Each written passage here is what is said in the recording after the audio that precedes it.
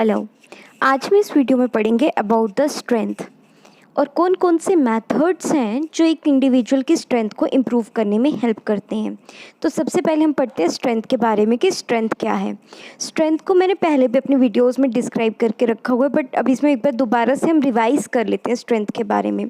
Strength का क्या मतलब है? स्ट्रेंथ को आप अगर आसान भाषा में कहना चाहो तो स्ट्रेंथ क्या आ गई, ताकत जो एक इंसान क्या करता है, प्रोड्यूस करता है जब उसे किसी काम को परफॉर्म करना है, तो हम उसे क्या कहते हैं, स्ट्रेंथ। ठीक है। स्ट्रेंथ का मतलब क्या हो गया? एक फोर्स जो एक इंडिविजुअल अप्लाई कर रहा है। एक इंडिविजुअल के मसल्स जब एक फोर्स को या ग्रुप ऑफ मसल्स जो है जब फोर्स को अप्लाई कर रहे हैं किसी भी एक्शन को परफॉर्म करने के लिए, तो हम उसे क्या कहते हैं, स्ट्रेंथ कहते हैं। तो स्ट्रेंथ की जो है उसे हम दो तरह की कैटेगरीज में हम उसको जो है डिवाइड करते हैं। वो कौन कौन सी आ गई? डायनामिक स्ट्रेंथ और स्टैटिक स्ट्रेंथ। डायनामिक स्ट्रेंथ के अंदर आपका आ जाता है मैक्सिमम स्ट्रेंथ, एक्सप्लोजिव स्ट्रेंथ और स्ट्रेंथ एंड्योरेंस। अब जब हम बात करते हैं सबसे पहले डायनामिक स्ट्रेंथ की, तो डायनामिक स्ट्रेंथ की जब हम बात करते हैं ना, तो डायनामिक स्ट्रेंथ में क्या आ गया कि डायनामिक में क्या है कि इंसान एक ही पोजीशन पर जो है वो स्टिल नहीं है, वो एक ही पोजीशन पे नहीं रुका हुआ है, वहाँ पर कॉन्टिन्यूसली मूवमेंट होती जा रही हैं। तो वो आपकी कौन सी स्ट्रेंथ आ गई? Dynamic strength. डायनामिक स्ट्रेंथ को एक और नाम से जाना जाता है, वो नाम क्या है? Isotonic strength. आइसोटोनिक स्ट्रेंथ में क्या हो गया? जैसे कि आइसोटोनिक से वर्ड याद रखना, टोनिक मीन्स टोन अप। जहाँ पे आपके मसल्स आपको विजिबल हो रहे हैं टोन अप होते हुए, वो आपकी कौन सी स्ट्रेंथ हो जाएंगी? आइसोटोनिक मीन्स जहाँ पर आप मूवमेंट को ईजिली विजिबल हैं, आप मूवमेंट होते हुए देख सकते हो। जैसे कि एग्जाम्पल के तौर पे आप जब डंबल्स कर रहे हो, तो डंबल्स करते हुए आप अपने बाइसेप में मूवमेंट इजीली विजिबल कर सकते हो। जब आप जो है वहाँ पर कॉन्ट्रैक्शन जब हो रही है, जब आपके मसल्स कॉन्ट्रैक्ट हो रहे हैं, तो वो इजीली विजिबल हैं। तो वो कौन सी जहाँ पर मूवमेंट इजीली विजिबल होगी वो आपकी कौन सी स्ट्रेंथ होगी? डायनामिक स्ट्रेंथ होगी। और वो कौन सी, जिसको हम दूसरे नाम से क्या जानते हैं? आइसोटोनिक। टोनिक का मतलब क्या? जहाँ पे मसल्स आपके क्या हो रहे हैं? टोन अप हो रहे हैं। ठीक है। Movement is clearly visible when someone uses dynamic strength. अब मैंने आपको जैसे बताया कि जैसे कि आप डंबल्स कर रहे हो, तो डंबल्स करते हुए आपकी मूवमेंट वहाँ पर क्लियरली विजिबल है। कहाँ पर? आपके बाइसेप्स पे। जब आप डंबल्स उठाकर डंबल्स करने लग रहे हो, तो आप अपने बाइसेप्स पे देखोगे वहाँ पर क्या हो रहे हैं। जब आपके मसल्स कॉन्ट्रैक्ट हो रहे हैं, जब आप डंबल्स को उठा के शोल्डर की तरफ ला रहे हो, तब मसल्स बाइसेप के क्या हो रहे हैं? कॉन्ट्रैक्ट हो रहे हैं ना। कॉन्ट्रैक्ट होने के कारण वो इजीली विजिबल हो रहे हैं। तो वो कौन सी आ गई?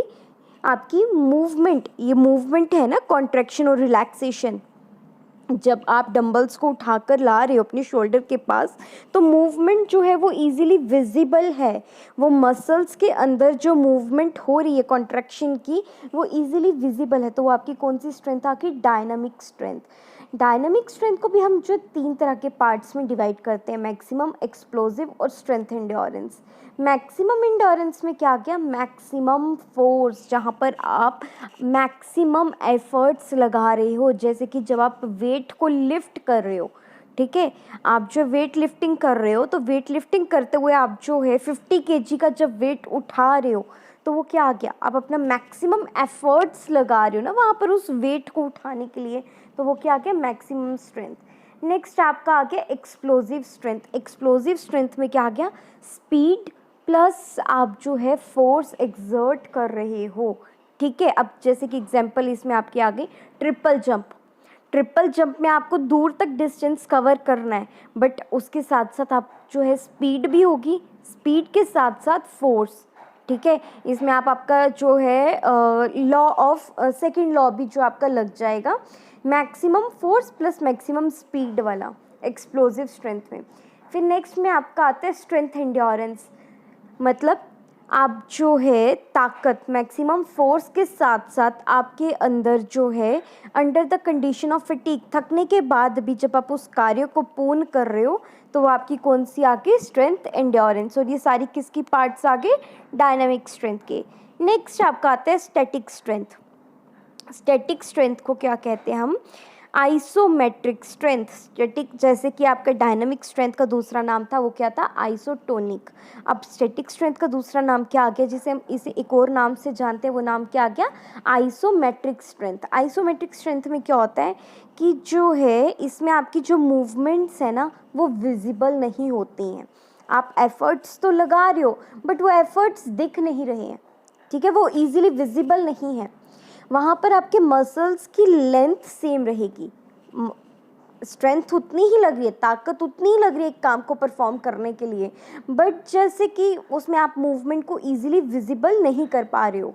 जैसे कि एग्जांपल के तौर पे आप योगिक एक्सरसाइजेस में हम इसमें चल पड़ते, योगिक एक्सरसाइजेस में जैसे कि आपका नौ आसन, जब आप जो है बोट शेप पे, ठीक है, बोट शेप पे जब आप लेटते हो, जब आप बोट शेप के पोज पे आते हो, आप उस आसन को जब आप परफॉर्म कर रहे हो तो उस आसन को परफॉर्म करते हुए आपकी स्ट्रेंथ उतनी ही लग रही है ना, बट आपकी जो है मतलब आप फील करोगे, ठीक है। या फिर अगर आप दूसरा भी छोड़ो, आप प्लैंक्स की पोजीशन पे आ जाओ, प्लैंक्स की पोजीशन पे हो, प्लैंक की पोजीशन पे जब आप कर रहे हो आपके मसल्स वहाँ पर जो है वो लेंथ नहीं बढ़ रही, बट जो आपकी बॉडी में जो आपकी बॉडी में जो मसल्स में जो है वहाँ पर क्या हो रहा है, उनमें स्ट्रेंथ तो डेवलप हो रही है, आपकी कोर तो इफेक्ट हो रहा है, तो वो आपका कौन सा आ गया, स्टैटिक स्ट्रेंथ। स्टैटिक स्ट्रेंथ को आप इजीली विजिबल नहीं कर पाओगे, आप बस उसे फील कर पाओगे, ठीक है। स्टैटिक में क्या आ गया आपका, आइसोमेट्रिक। आइसोमेट्रिक में लेंथ सेम रहेगी, इसमें किसी भी तरह की कॉन्ट्रैक्शन या रिलैक्सेशन नहीं होगा, मूवमेंट विजिबल नहीं होगी, बट जो है इसमें क्या होगा, जब आप इस तरह की एक्सरसाइज कर रहे हो, एग्जाम्पल के तौर पे जैसे मैंने अभी बताया प्लैंक्स, आप प्लैंक्स की पोजीशन पे हो, आप उस चीज़ को फील कर पा रहे हो, मसल्स के अंदर जो इफ़ेक्ट्स हो रहे हैं you can easily feel that, वो किस में, आइसोमेट्रिक एक्सरसाइजेस में। अब आइसोमेट्रिक एक्सरसाइजेस जो है वो किसके द्वारा हम मेजर कर सकते हैं, डायनोमीटर के द्वारा हम स्टैटिक स्ट्रेंथ को मेजर कर सकते हैं। स्टैटिक स्ट्रेंथ को मेजर करने के लिए कौन सा इक्विपमेंट यूज़ होता है आपका, dynamometer. Methods for improving strength, अब वो कौन कौन से मैथड्स हैं जिनके द्वारा जो है आपकी स्ट्रेंथ को हम इम्प्रूव कर सकते हैं, वो कौन कौन सी एक्सरसाइजेज हैं, तो वो 3 तरह की एक्सरसाइजेज आ गई, कौन कौन सी, आइसोमेट्रिक, आइसोटोनिक और आइसोकाइनेटिक। अब सबसे पहले हम पढ़ेंगे आइसोमेट्रिक एक्सरसाइजेज के बारे में।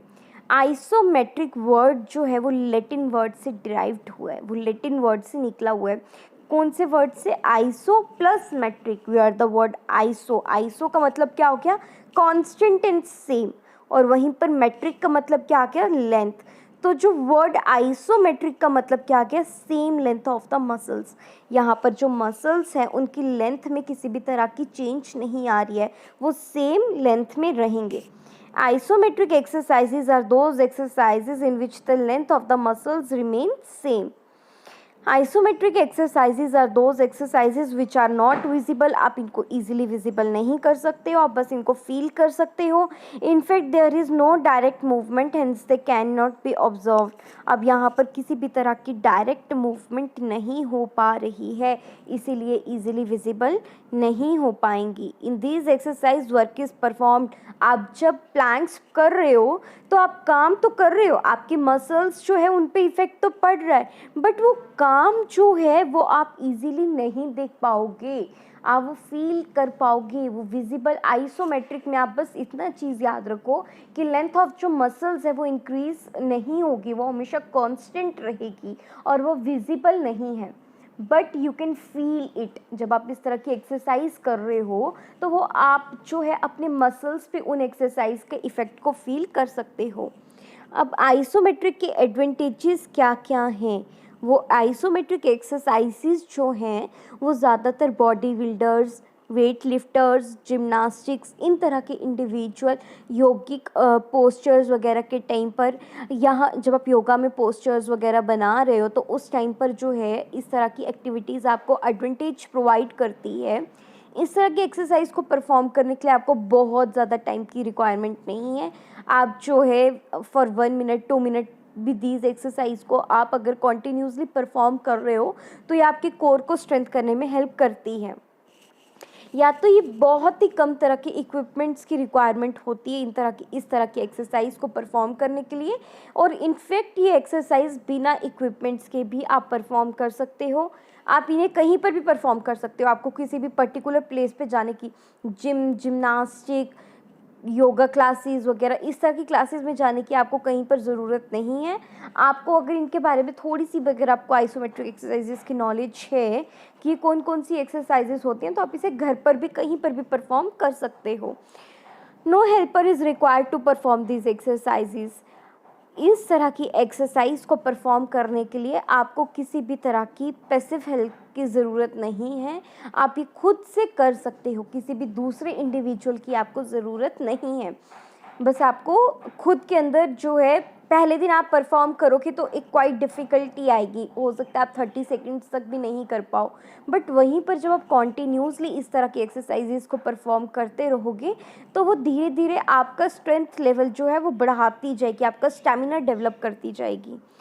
It can be performed by N injured player.